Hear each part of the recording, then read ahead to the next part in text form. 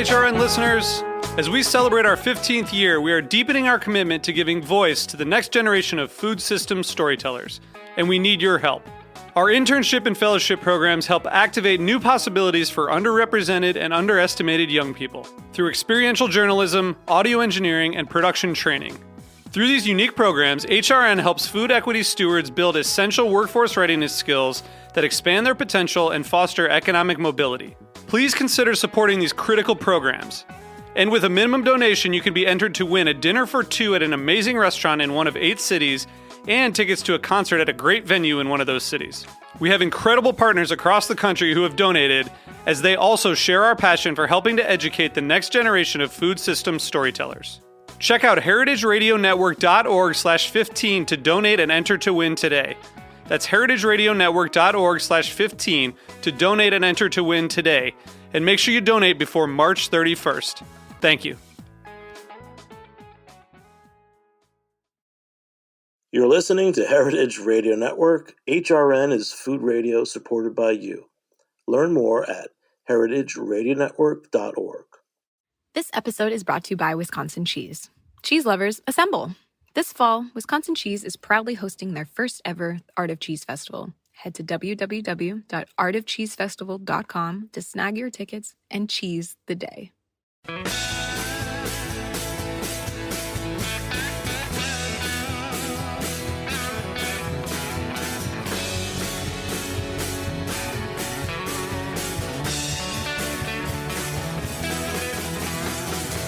Hey, welcome to Beer Sessions Radio on Heritage Radio Network. I'm Jimmy Carbone, I'm the host.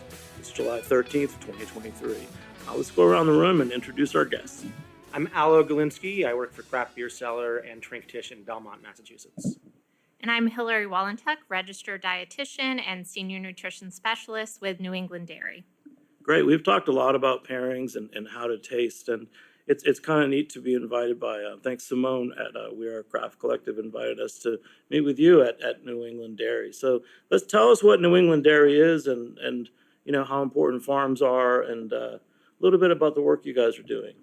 Yeah, so New England Dairy, we are a nonprofit education organization. We're staffed by registered dietitians and marketing and PR professionals, and we serve as the voice of dairy farmers in New England and Eastern New York. Our mission is to really champion our farm families in the region and the delicious and nutritious dairy foods like cheese they produce by connecting people to dairy farms and then supporting various nutrition programs like child nutrition programs and delivering the latest nutrition and sustainability science to a wide variety of audience like the general public or other health professionals, university students, all of that. So really, we're all about celebrating dairy and connecting people to their farmers because we love dairy. Dairy is a backbone of New England, and we want to keep them around. Wow, that's a great intro. And Alu, tell us about you. I know you just took the Certified Cicerone exam. Yes, sir. I have been studying for a while now for the Certified Cicerone exam, and I passed it in January of 2023. Congratulations. Thank you. It was a lot of work, but it was fun work, drinking beer and studying beer. It's a passion of mine, so I put myself into it. That's great. Well, just let's dive into this because I'm feeling really, what's the word? I love this conversation today. There's a plate of different cheeses in front of us. I've got a certified Cicerone, and I'm in a place that's dedicated to supporting small farms. So I'm almost speechless. I'm going to let you talk. So how many dairy farms are in New England? So New England is home to about 1,000 dairy farms. And Whoa. Yeah, and what's really cool is that nearly 97% of dairy farms in New England and across the United States are family owned. We have some farmers in New England who have been farming for 13 generations, so since the 1600s. So it's truly important to our farmers to be able to pass their farms on to their families and be good stewards of the land and their animals, so for all their future generations. What do you think about that, Alu? It's cool. I mean, there's a lot of correlation between farming and beer making and beer, barley growing. So a lot of that heritage that goes back, as Heidi was saying, to the 1600s. Mm-hmm. And there's a nice correlation between the two. Wow.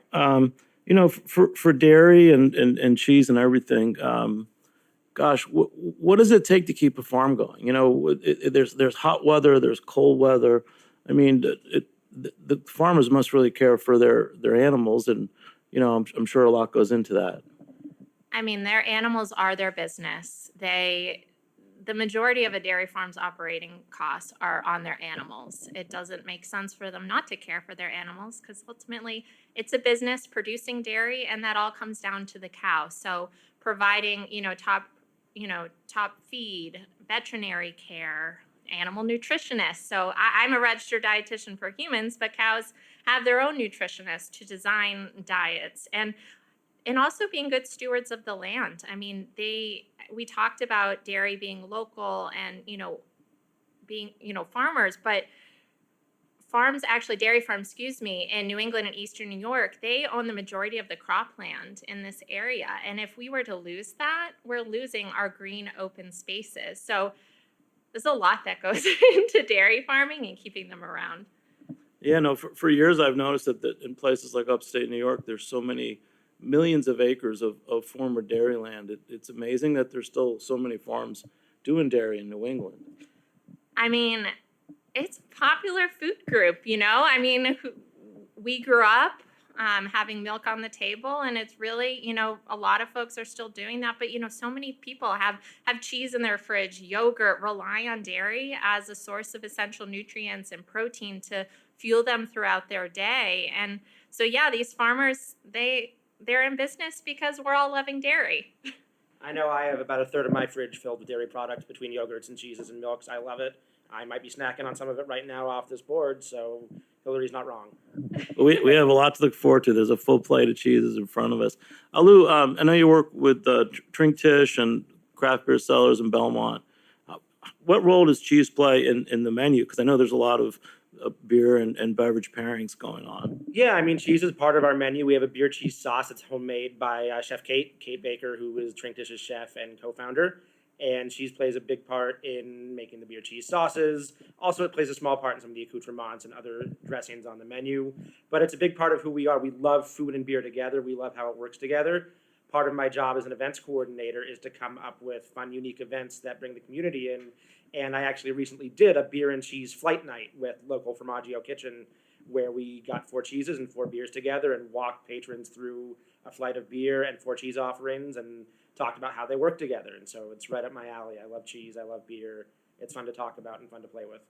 We're definitely going to ask you about those pairings in a little bit. So what are your favorite cheeses or dairy products? Oh, man. So if we're sticking with the cheese, I have 2.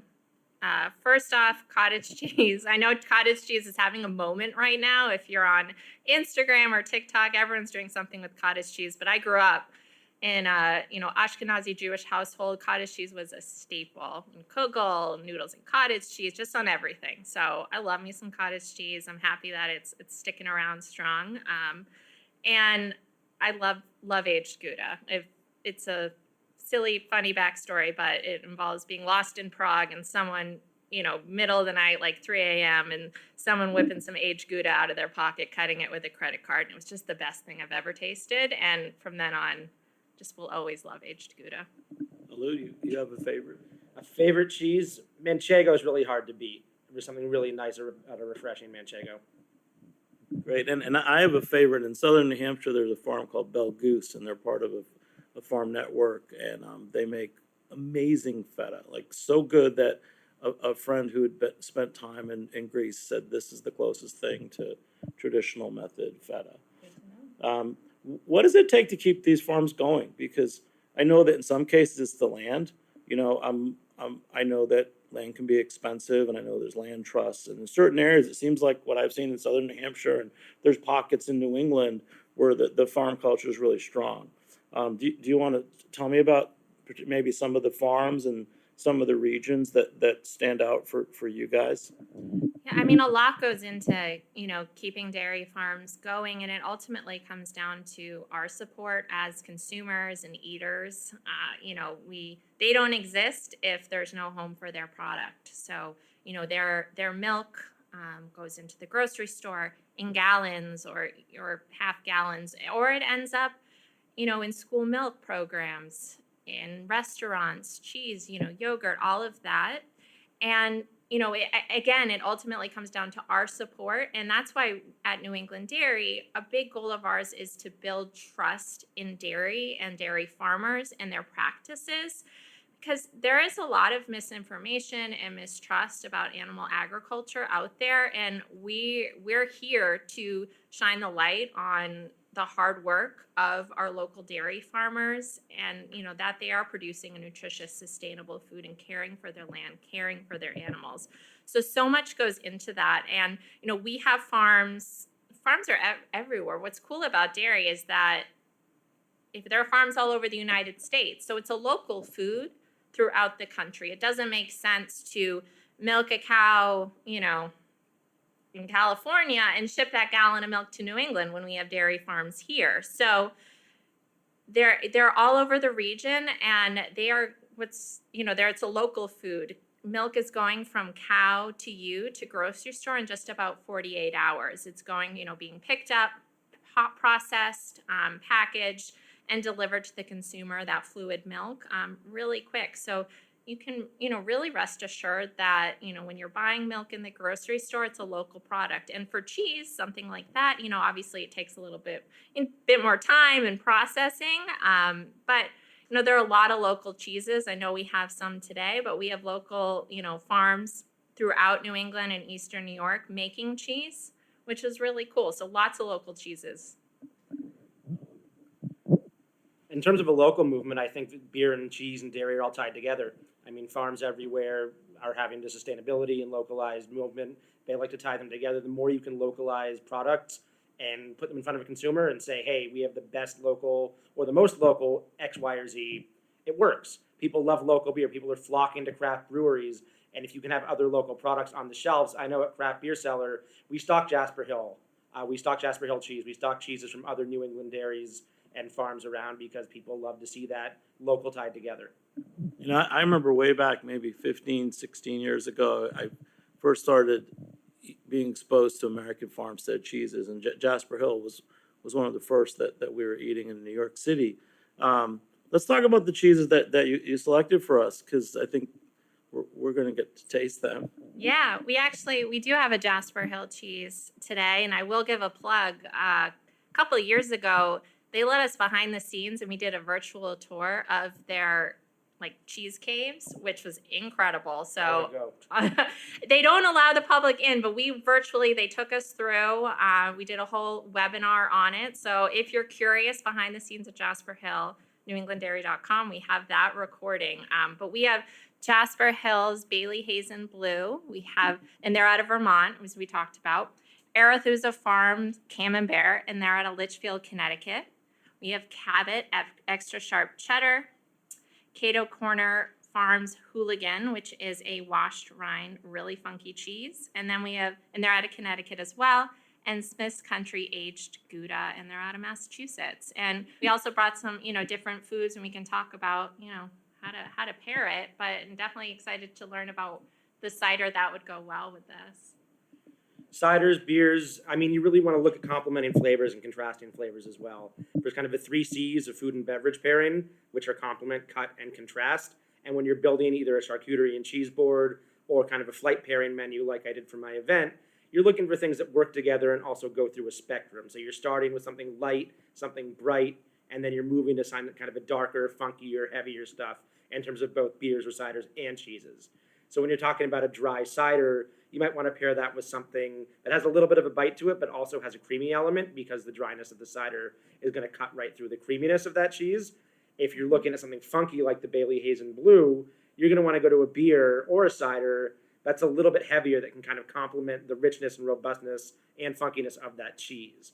So you're thinking like an imperial stout or a barley wine, or perhaps a barrel-aged cider, or even maybe a natural cider that has a little bit of that natural funk to it, that's going to complement the funkiness of the blue cheese. So there's all kind of different ways to skin a cat, pardon the expression, and it's really fun to do.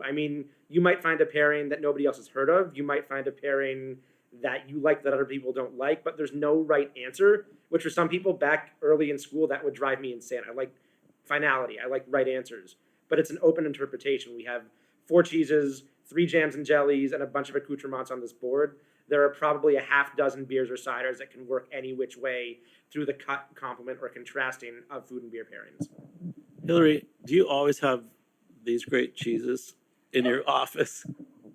And so we typically always have milk and cheese in the office, which is a great perk. I work at my home office, and I will say we often have meat and cheese nights. We don't, for myself and my husband, we're not necessarily making it look super pretty, but we are eating a lot of cheese and various accompaniments It's a great in our way to house. eat. Oh yeah, it's active. I love interactive Yeah. eating, different tastes, different flavors. I mean, I like a food adventure. Especially on a hot night, there's nothing better than sitting down with a board of cheeses, some fresh fruits, and not having to cook, barely having to clean up, and just kind of enjoying the spread that's in front of you, like tapas style eating. I love that. Yep. So what are your pointers for building a good charcuterie board featuring cheeses? Yeah, I mean, some of the same, things that Aloe mentioned, focusing on a variety of flavors, textures, colors, and shape. Opposites attract. You don't want all the same consistency or all the same flavor, but you also want the flavors to complement each other. So think, like you got a smoked cheese with a smoked meat. But including both savory and sweet as well. And something that I've read a lot and agree with is what grows together goes together. So you can't really go wrong if, you're in Vermont and you pick a local Vermont cheese, and then there's local Vermont, maybe cider or beer, they're being grown in that same soil, and, the flavors of the region are coming together, and, fingers crossed, it's going to taste delicious. Something just like from a logistical standpoint, say you're making, designing or, building a cheese board for guests, we eat with our eyes first.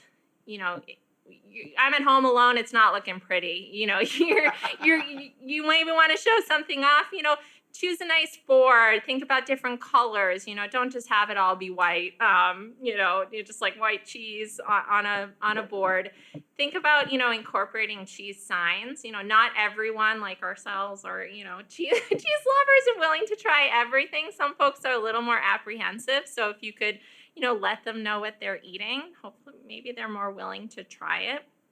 And a big thing is you want to bring cheeses to room temperature before serving. So think about an hour ahead of time, take that cheese out of the fridge and let it rest, and the flavors will really come to life versus taking it right out of the fridge. Hard to do. In your Cicerone program, what am I describing right now? I'm waving towards my nose. You're wafting. Yeah, you're getting all the aroma. I mean, taste is also smell. They go so hand in hand with one another that being able to smell something, get the aromas of the beer, of the cheese in front of you, and sometimes that can't be done until, to Hillary's point, they're warmed up. I know when I structure my beer and cheese pairings, some beers are actually better served at a warmer temperature or sat until they warm up. So that stout that you're going to drink is not going to be until the end. That might be because, yes, it's the highest in alcohol, but there's also a method to my madness in creating that kind of line of beers, is that the stout's going to be better at about 45 to 48 degrees than a crisp cold Pilsner, which is best drank right out of the fridge. You have to let some of that malt character, the derivatives, kind of warm up and develop, and that'll pair really nicely with almost as Gouda if it's on the board. Like a stout and a Gouda, you're going to get a little bit of dissonance in the textures, but the flavors might kind of meld together in a nice way. So Hillary, let's go through the cheeses one more time, and we can construct an ideal based on what we have here now, because it is the ideal cheese board.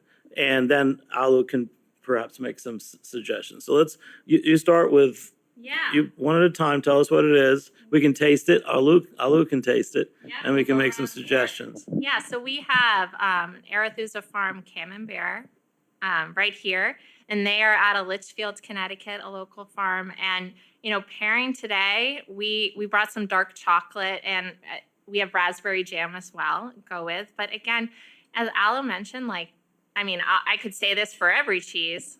You do you. Maybe you like to be with something different, or I don't know what you like it with. Maybe not orange, but maybe someone does out there.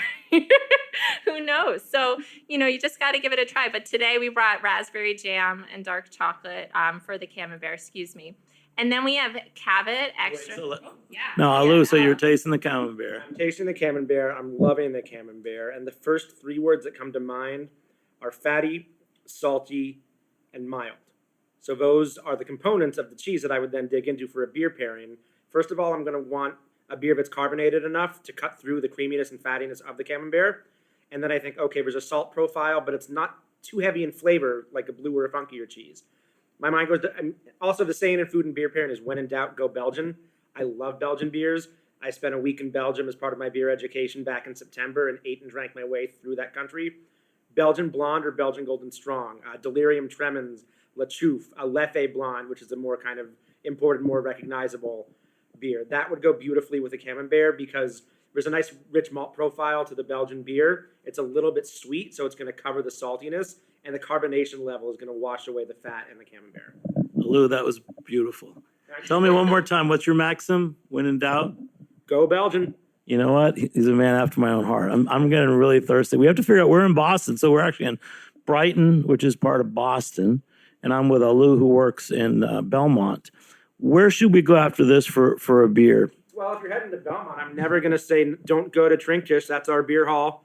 40 taps, great selection of European-style beers and local beers. We have anything from Hill Farmstead to a locally brewed lager for us, Trinktish Table Lager, as well as beers from Belgium, beers from Germany. Great place to go and sit and have a pint or three. Locally, I mean, from Brighton to Belmont, there's a ton of great places. Lulu's in Alston's right up the street. Great place to go and have some beers. Boston's a beer-rich city. With some great breweries. Notch Brewing in Brighton's one after my own heart. They specialize in lagers. I'm a lagerhead. I call myself a lager lover and a saison savant. Those are my two styles of beer that I will always go to first and foremost when available. So there's no bad options around here. So on Instagram, you're craft beer connoisseurs, but you should be saison savant, right? If I ever had to redo an Instagram profile, yes. But the melding of that came from my first life as a hotel concierge.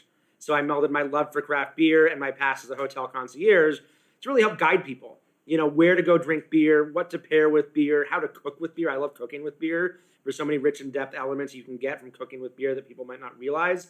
I love to put a stout or a porter in chili, in brownies.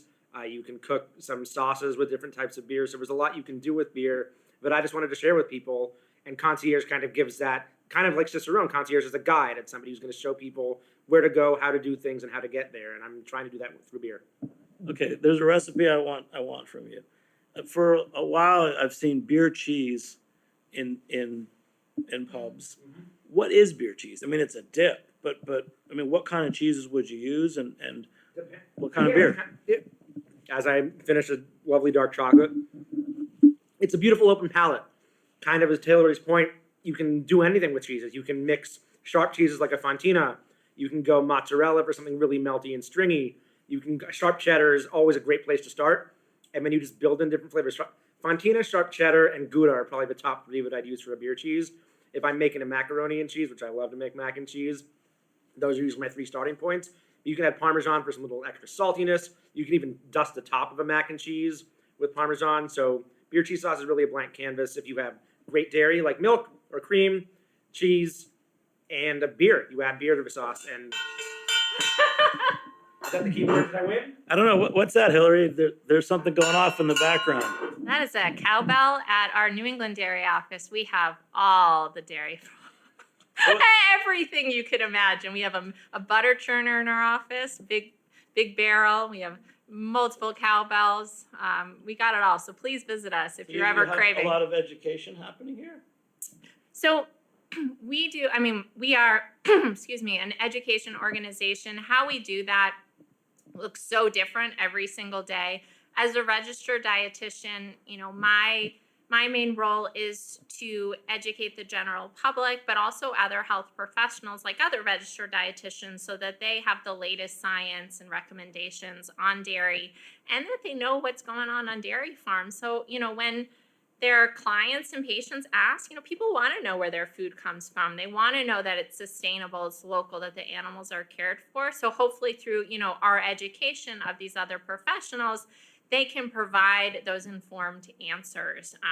but we have, some folks on our team who are in the more marketing PR side, who are going around to different, markets and events throughout the region. We have a milk truck retrofitted with a tap system, yes, to pour milk, which is very cool. So it's combining love of beer, but actually serving milk to families. So if you go on our website, you can find out, where newenglanddairy.com, you can find out where they are throughout the region if you're craving some different flavors of milk. So what we do, so different all the time, but it ultimately comes down to connecting people to their farmers, building trust, and, celebrating love of dairy. I know that doctors and also alcohol producers can't put on their labels that beer is a healthy. But personally, I do feel it can be. Now, I just heard that with all the heat we're having, that the best thing to drink is a glass of milk. And at first I was incredulous, but I'm like, maybe there's some truth to that. Yeah, milk is an excellent hydrator. You think you got your liquids, you got your fluids, you're hydrating, but it's also replenishing those electrolytes you're losing in your sweat. And then it's a great fuel for protein. And actually, chocolate milk is an excellent refueling. Alu's smiling. I'm smiling. My girlfriend would be very glad to hear that. Yes, so yes, celebrate your love of chocolate milk, bring it back, buy it.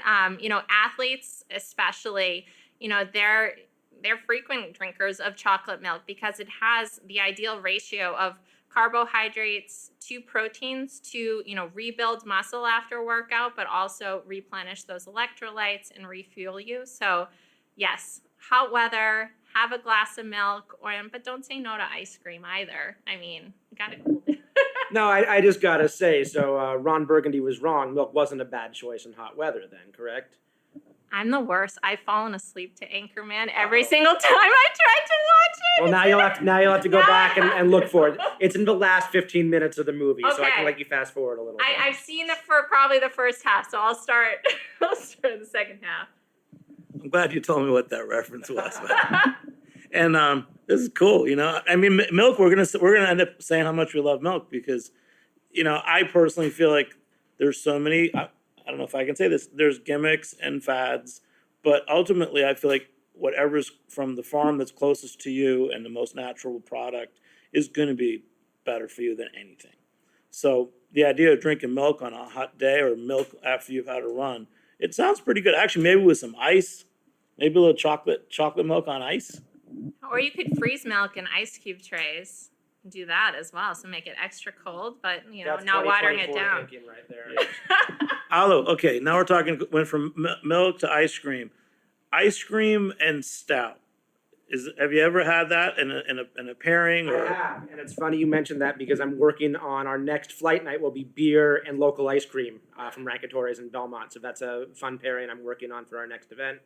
I've had a stout, they call it a beer float. You can have different flavors of beer or beers and ice cream together. Another really popular one is to have a raspberry beer, a raspberry lambic style beer, which is a Belgian fruited beer, and add some sherbet or ice cream to that.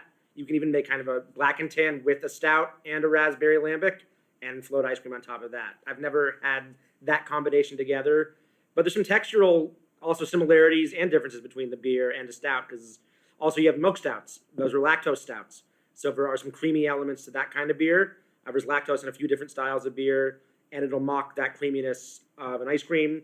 Also, there's sherbets out there that will work well, or sorbets with sour beers or other beers in terms of texture. So beer and food pairing is all about playing with textures, flavors, and contrasts and comparisons. It's fun. I'll date myself because I remember when I was first exposed to beer and food pairings, the dessert course for a long time was stout topped with ice cream. Okay. All right, Hillary, next cheese. We had one cheese. We're going to get to the next one. We're going to get through all these, and Alu's going to eat them all, and we're going to eat them all too.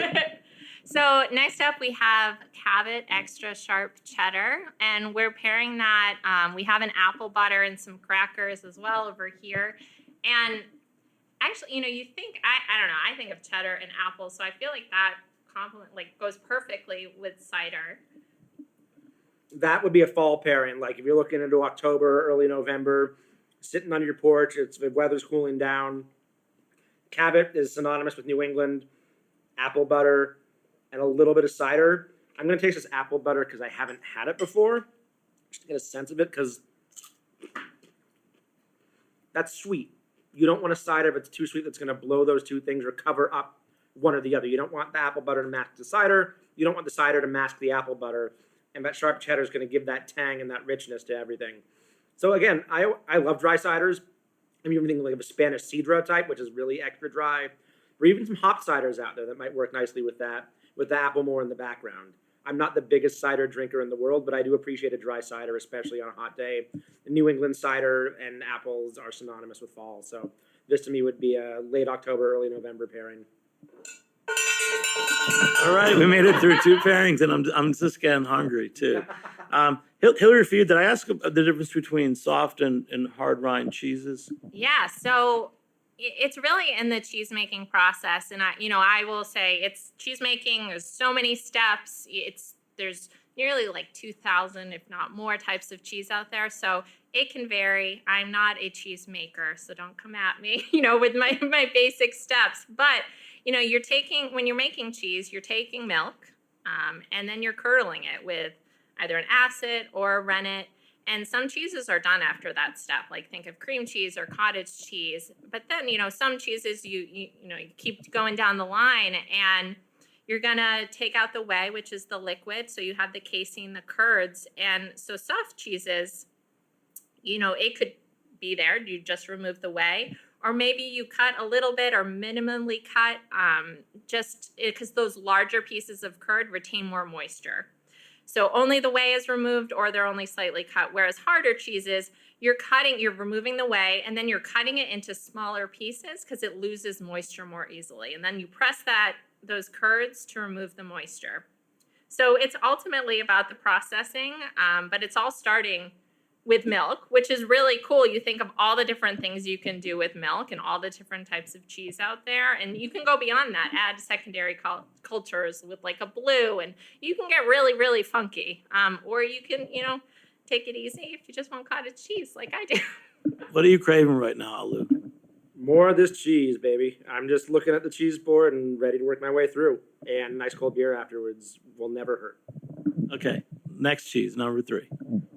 Yeah, so we have Jasper Hill, Bailey Hazen Blue. It's out of Vermont. And that, something I brought today, because it's a favorite combination of mine, and I welcome you to try it, is blue cheese and ginger snaps.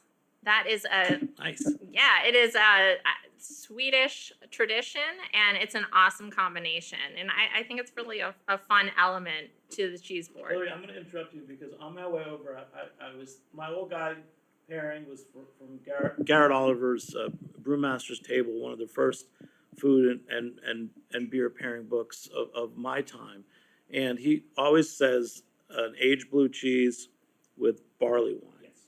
And I was on the way over, I'm saying, I hope that Hillary has a blue cheese, and I'm wondering what it's going to be. And you have just made me happy because I love Jasper Hill and I love Bailey Hazen. And it goes back to, I'll give a shout out to my friend Ann Saxelby. Sadly, she passed a couple years ago, but she was the woman who brought American Farmstead cheeses to New York. And that's how I got to know Jasper Hill a long time ago. So this is always on the top of my list. Bailey Hazen, I love it. I don't. I'll be completely honest. No, I should say I don't love blue cheese. He said we practiced this before. Don't worry. I don't love blue cheese, but that has changed my mind a little bit. It's saltier than funkier, and it's not quite as in-your-face funky as some of the other blues, or maybe gorgonzolas that I've had before. I don't mind that.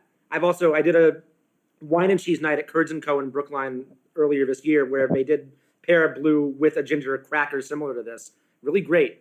They kind of go really nice. There's a spice and a salt, and this does scream for barley wine. That is the classic pairing. English or American barley wine, barrel-aged stout. Again, this is getting to that end of the spectrum where you're fighting strength with strength. You want two things to pair together that are not going to overpower one another. You want a big, bold beer to go with a big, bold cheese. And then also, when you get to this level, the quality, the care that Jasper Hill puts into it, I eat this cheese by itself. Like I might have it with a cider or a barley wine pairing, but I wouldn't even have it with any other food because it's if you're talking about like dairy being perfect, like some of these cheeses are at the top of the pyramid. They're perfect. and you can't do better than this blue cheese all by itself, right? You got it, Jimmy. Now you're supposed to join in, Hillary, and say cheese is at the top of the. Is there still a food pyramid, or is there? Tell us about where cheese plays into this. Well, there is a spot on my plate, which it's called now. It's replaced the food pyramid for dairy. So cheese definitely, it has a spot on the plate. My Hillary's personal food pyramid or plate, cheese has about half of the plate. You said you eat it alone, or you eat cheese alone. No, just really good blue cheese is like this. I eat cheese alone at home. I do too, no shame. No. So yes, afternoon snack a lot of the times for me is just like having some cheese, maybe pairing it with, a piece of fruit to some not drag me down, get me through the rest of the day. What's your favorite fruit with cheese? Good one. I personally, I love an apple. I love an apple and cheddar. We always just have cheddar in our house. It's so versatile, and putting it in meals. My dog, is a big fan. We're just so feeling we always have apples, and those are two New England staples as well. Definitely. So, what about you? I'd say in full fruit form, apples, but if you're going jam, strawberry or peach. Something strawberry, jam, preserve. Or also, I love the combination. I have a Stonewall kitchen. It's a hot peach pepper jelly right now, or something for strawberry habanero jam. Something that's spice and fruit together in a compote or a jam is really nice. But apples is a whole fruit. When we're making, I definitely see the trend the last maybe 5 or 6 years of these charcuterie boards, and I see people giving classes. There seems to be a formula. Like for me, it's like good cheeses are first, and then the other stuff is what I have seasonal. Why the focus so much on jams and nuts? It seems like it's a pantry thing where you've got your preserved foods and then you put them with your cheese. I think it's about that communal aspect. You want things that are going to be on a board that, whether you are sitting down by yourself for an afternoon snack and want a couple tablespoons of a jam, or you're creating a board to share with people, you can do something like the presentation in front of us, where you have a spoon or a knife and you're able to pass that around and get people to try different things in different combinations. And also, again, the locality of it, having a local jam or jelly, having a nut that you really like, having pretzels. You can kind of theme boards. I have 2 books at home on how to build cheese and charcuterie boards, and they're organized by holidays or seasons, and it's just something you can put together for the fun of it and try different things. And then where does the ginger snap fit on your charcuterie board? Christmas time. Sorry, Hillary, that's the only one where I would just right now I would eat the ginger snaps by themselves too. So, but I'm a purist. You'll have to give it a shot. And just to, expand on what Aloe said, you think about local seasonal foods. Dairy is 365 days a year, our farmers are milking their cows. They're creating nutritious local dairy products. But other than it's dairy and seafood in New England, you think about what grows in the winter here, not much. So, yeah, sometimes we can't have fresh fruit, and we're going to rely on preserved foods. So celebrate that. I think, you like Aloe mentioned, check out some local preserves, jams, jellies, crackers, all of that, and celebrate local foods. And in the fall, put an apple on the plate. In the winter, put some jam. Wow, we're off to a great start. We're going to take a short break. We'll be back in a few minutes on Beer Sessions Radio. This episode is brought to you by Wisconsin Cheese. Wisconsin certainly knows their cheese. The only state that requires a license to cheese, they take the craft very seriously. That's why this year, Wisconsin Cheese is hosting the very first Art of Cheese Festival to celebrate all things curds. From September 29th to October 1st, you too can join the Jubilee. Over the course of the festival, you can learn how to pair cheese like a pro. Art of Cheese is thrilled to offer classes on pairing cheese with wine from the industry's leading sommeliers, cocktails from spirits experts, chocolate, and coffee. Yes, coffee, with cheese, from a former cheesemonger. At Art of Cheese, you can level up your artisanal cheese-making knowledge with a curds-on deep dive amongst the cream of the crop and celebrate all things cheese by dancing the night away as the belle of the Wisconsin Cheese Ball. You won't want to miss out on finding your next favorite cheese at the party of the year. Head over to www.artofcheesefestival.com for your tickets to Pastured Paradise. Hey, welcome back to Beer Sessions Radio on Heritage Radio Network. Oh, we're at the New England Dairy Association. What is this, New England Dairy? We're New England dairy. New England dairy. I like that. Yes. We'll Straightforward. do it again. No nonsense. And this New England is, dairy. I'm ringing Keeping it real. what am I ringing? We are ringing a cowbell Cowbell, because wow. we're an education organization. We represent dairy farmers. That means we need to have some farm swag on site. So if you ever want to ring a cowbell, come on over. So of the 1,000 small farms or dairy farms in New England, do you know all of them? So if I said before Bell Goose cheese out of southern New Hampshire, do you know who they are? I've heard of them. Someone on our team probably knows them. We have, different staff throughout our region who are working locally, with farmers. We have farmer relation specialists on our staff who are working alongside, not on the farm, but working with farmers to help share their story. So, or helping them work through issues in crises and really just promoting their work and helping, them, with their day to day. So I bet someone on our staff does, but yeah, a huge perk of the job is getting, to visit dairy farms, getting to know our farmers, and then seeing the products they make. It's really cool. Wow, it sounds pretty great. Hey, Alo, did we try all 4 cheeses or did we only taste 3? We've only tasted 3, so I'm going to go into the next one if you want to tell us what it is, Hillary. Yeah, so next up we have Cato Corner Farms. It's Hooligan. It is a washed rind, super funky cheese. Like, so funky, complex, pungent, and food-wise, the cheese has got a lot going on. So I think to contrast that with something sweet, like whether it be honey or apricots, sweetness with that intense flavor. What do you think? It's funky, but I don't dislike it. There's a peppery heat to it, which I really enjoy. I've never had anything like this before. And it could probably even be more warmer. I don't want to say warmer, but more room temperature. Yeah. No, it's good. And my first thought goes to something with a malt profile, beer-wise, to complement it, and also kind of take away some of that funkiness.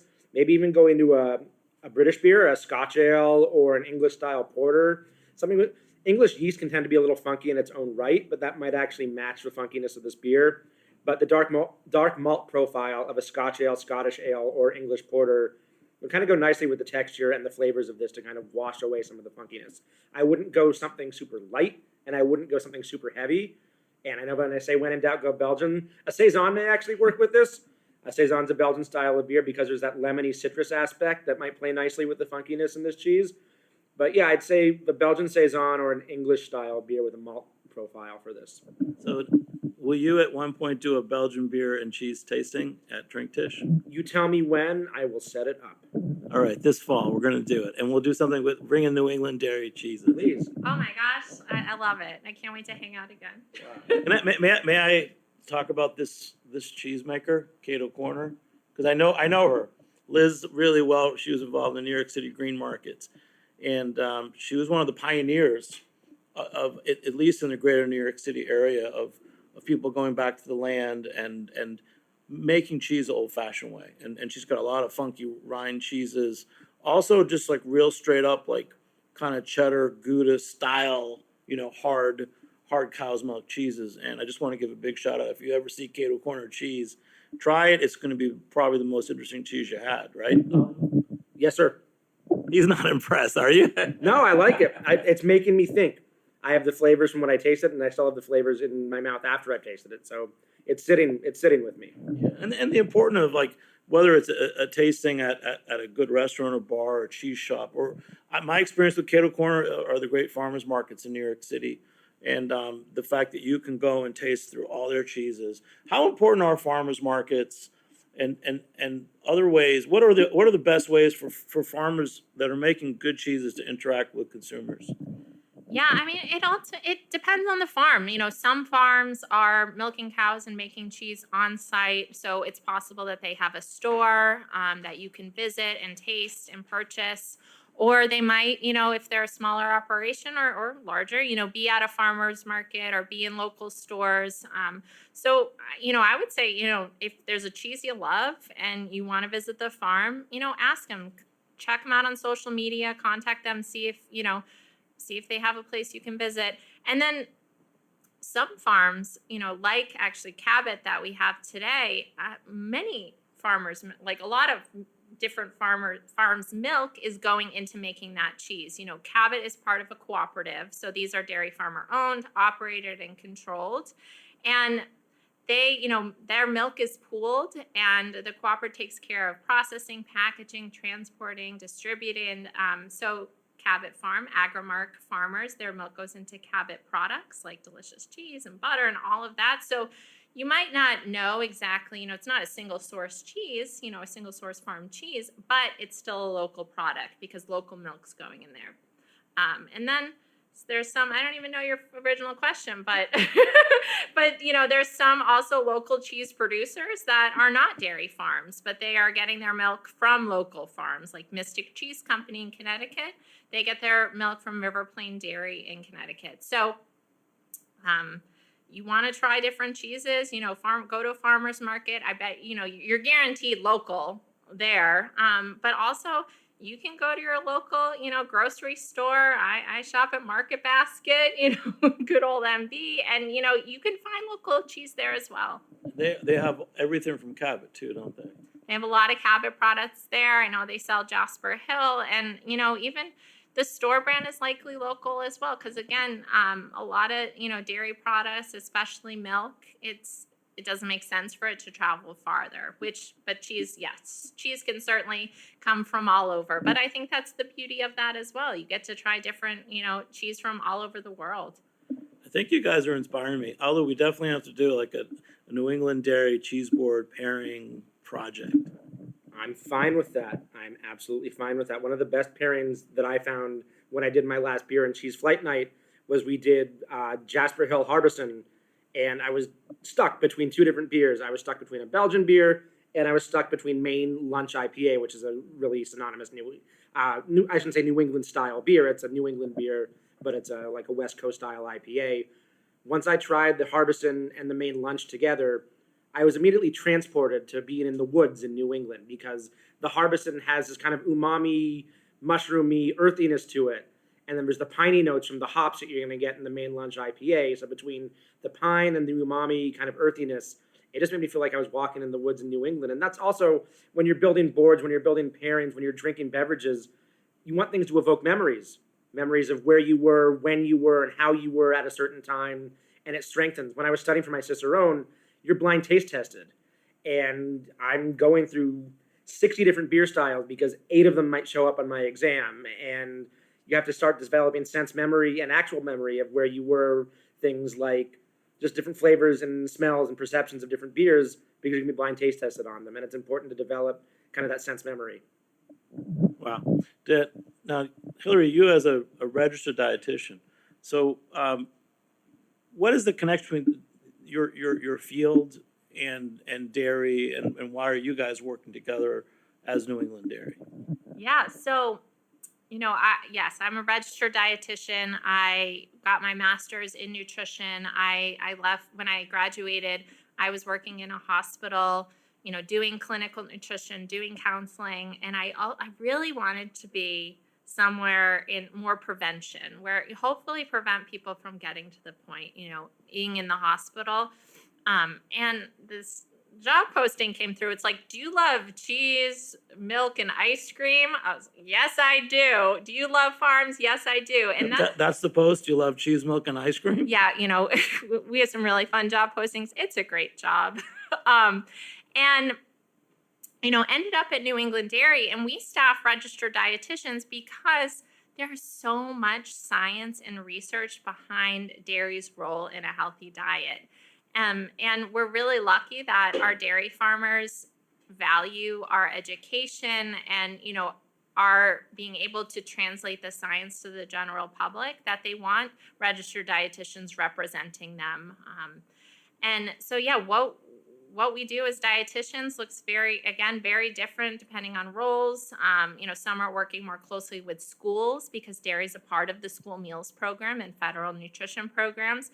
Some of us, like myself, you know, are educating consumers and other health professionals and getting to eat cheese and lots of fun stuff on a podcast. This is fun. Do you have a cheese cave on site? In our basement. I'll let you go down to our basement at your own risk. You're serious? No.